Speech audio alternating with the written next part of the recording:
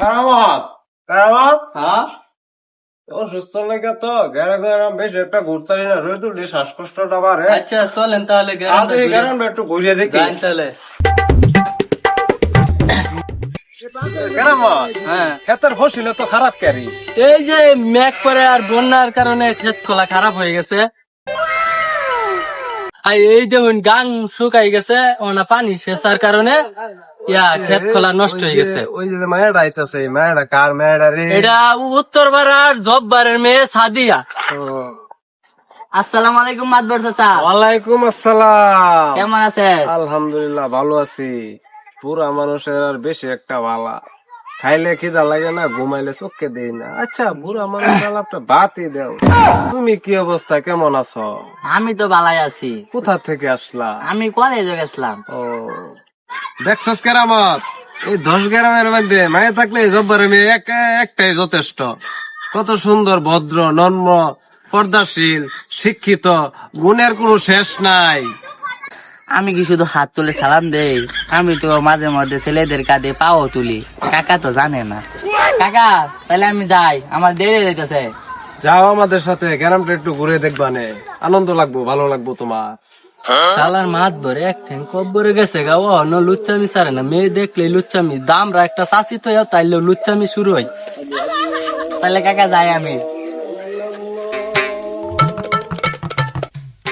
মাতবর সাহেব আপনি কি চিন্তা ভাবনা করতেছেন? কিছুই করি না রে, এ চিন্তা একটাই করতে, জব্বারের মেয়ে সাদিয়ার মতো তো মাই হয় না রে। আমি তো এটা বুঝতেই আছি না, এত সুন্দর চেহারা কেমনে হয়? খুব ভদ্র, এত সুন্দর চেহারা, আমার তো চোখ খেতেই যাইতাছে না রে। আমি পৃথিবীর এই বুকে আগুন জ্বালিয়ে দেব, তুমি যদি আমারই না হও।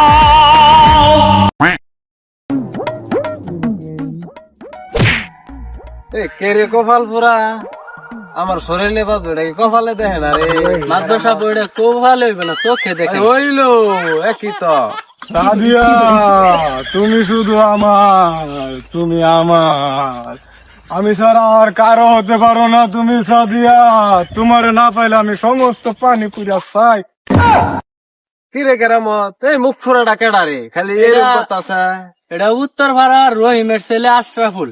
কিরে মাতা লেবা, কিরে তুই ভদ্র একটা মেয়ে সাদিয়া, তার নাম নিয়ে এসব কথা বলিস কেন রে? হ্যাঁ ওই মাতবর, আমি মাতাল না, মদ আমি খাই না, মতে আমারে খা। তুমি কি জানো মাতবর? সাদিয়ার বিষয়ে তুমি কি জানো?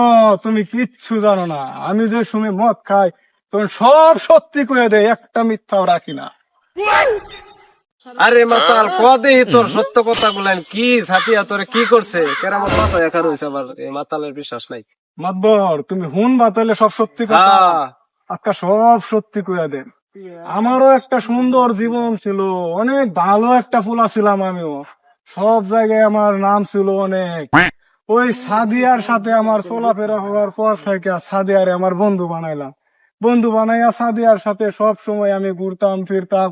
এক সময় সাদিয়া আমার তার প্রেমের ফাঁদে ফালাই, প্রেমের ফাঁদে ফালাইয়া সাদিয়া আমারে নিয়া জয়নাল আবেদিন পার্কে ঘুরে, 5 স্টার হোটেলে যাইয়া খাই। সাদিয়া আমি ব্রহ্মপুত্র নদীতে ঘোরাফেরা করি, অনেক কিছু করি। সাদিয়া এইভাবে চলতে চলতে আমার সাথে 7 বছর সম্পর্ক করে। তুমি জানো মাতবর, 7 বছর সম্পর্ক করার পরে এক সময় সাদিয়া কোন এক বিদেশি পুলারে পাইয়া আমার 7 বছরের সম্পর্কটারে তছনছ করে চলে গেছে আমারে ছাইরা। কিরে কেরামত, মাতালের কথা কি হাসাই রে? কি জানি, আমি শুনছি লোকের কাছে, আসলে সত্যি মনে হয়। মাতালরা তো কোনো সময় মিথ্যা কথা বলে না, মাতলামির সময় আসলে সত্য কথা মনে হয়। সাদিয়ার কথা এত সুন্দর, এত ভদ্র দেখলা, এই সাদিয়ার এই অবস্থা। হ্যাঁ আয় আয় আয় কেরামত, আয় আয় আয় আয় বাড়ি যাই। এটা হলো বাস্তবে যে এখন ঘটনা গুলো ঘটতেছে, এটাই তুলে ধরা হইলো। আপনারা দেখবেন আপনাদের আশেপাশে এই ধরনের ঘটনা ঘটতেছে। উপরে দা ফিটফাট, তল দা সদরঘাট। যাই কিছু ভিডিওটা দেখা শেষ করে দিন যে শব্দ নাকি? মাতবর সাহেব শেষ না, সাবস্ক্রাইব করে দিন। আচ্ছা, লাইক লাইক আর শেয়ার।